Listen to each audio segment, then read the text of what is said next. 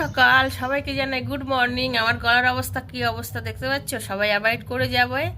এখন বাজে 10টা, তোমাদেরকে মর্নিং জানাচ্ছি। আর আমার ঘরে একটা পোলা আছে, দেখবে কি করছে, এখন 10টার সময়ও ঘুমাচ্ছে। আমি এইমাত্র কাজকর্ম করে চান করে চলে এসেছি। এখন বাজে 10টা, দেখো ওর ভাব দেখো, এখন ওর কি ঘুম ভাঙছে না। বাবাই, এই বাবাই, উঠতে পারছিস না? বন্ধুরা, আমার গলার অবস্থা তোমরা দেখতে পাচ্ছ, কি অবস্থা, কি করে সারবে বলতে পারো। ওষুধ খেয়েও তো কোনো রকমে কোনো কিছু সারছে না। আর মোটামুটি কথা, গলার অবস্থা এতটা খারাপ, তোমাদের সঙ্গে ভয়েস দিতেও কষ্ট হচ্ছে। মেন কথা, ভয়েস দিতে পারছি না। মানে আজ 4-5 দিন হয়ে গেল জ্বর, এখনো মোটে কমছে না। এই কাজকর্ম করে বাসি ঘর বাড়িতে থাকা যায় বলো তো? আর এই পাথরের ঘর, বাবা যে কি ঠান্ডা, এরকম ঘর যেন কেউ না করে। আমি তো ভুল করেছি, এখন বলবো আমি ভুল করেছি, সত্যি ভুল করেছি। দুদিন অন্তর অন্তর ঠান্ডা লেগে যাচ্ছে আর শরীর খারাপ করছে। এখন চা বসাবো, চা খাবো, তারপর অন্য কাজ। শাশুড়িকে বললাম কি, পেছনে কুমড়োর ডাল হয়েছে, এক ডাল কেটে দাও, আর কিছু ভালো লাগছে না, জ্যান্ত মাছ তো রোজই খাচ্ছি, মুখে রুচি লাগছে না। তা বললাম কি কেটে দাও, বললো না আমি কাটবো, তুই কাটবি না। হ্যাঁ যাক বাবা, শাশুড়ি মানুষ, মেজাজ তো সহ্য করতেই হবে বলো। চলো চাটা করে নিই, তারপরে আসছি, চা করবো, বুঝতে পেরেছ? আমার বিছনা গোছানোতে দেখছি।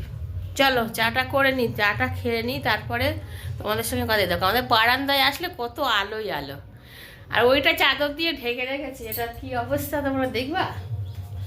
অবস্থা ভালো, কিন্তু চাদর দিয়ে ঢেকে রেখেছি একটাই কারণে, ওই তেল কালি ঝাঁজ দেয় দেখো। এটা চাদর দিয়ে ঢাকা রইলো। কবে করব? এই আমার গ্যারেজ দেখতে পাচ্ছ, পুরো গ্যারেজ কিন্তু এটা। চলো চাটা করে নিয়ে আবার আসি। একটা ডাল কাটতে বলেছে, তো একটা ডাল কেটে দিয়েছে দেখো। এই একটা ডাল কার হোমেও দেবো, যজ্ঞেও দেবো বলো? একটা ডাল কেটে দিয়েছে, কারোর হোমেও না, কারোর যজ্ঞেও না। আমার ওই পেছন দিকে গিয়ে বলছে আমি একটা ডাল কেটে দিয়েছি, যেটা ঝুলছিল ওটা দিয়েছি। তো এই ডালটা দিয়ে কি করব তোমরাই বলো? এই একটা ডাল দিয়ে আমি কি করব? বলছে আমি একটা ডাল কেটে দিয়েছি, আবার একটা ডাল কেটে আনতে হবে। ওর একটা ডাল কাটতে বলেছি, তাই একটা ডাল কেটে দিয়েছে তোর ঠাংমা, বুঝতে পেরেছিস? দেখো ঘুমাচ্ছে, এখনো বসে বসে ঘুমাচ্ছে এখানে।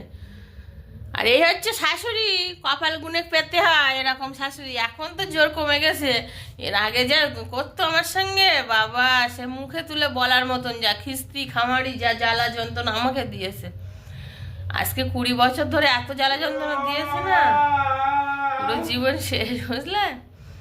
সত্যি কথাই বলছি, প্রচুর খারাপ, প্রচুর খারাপ। আমার এই শ্বশুর বাড়ির লোকেরা প্রচুর খারাপ, সেসব বলে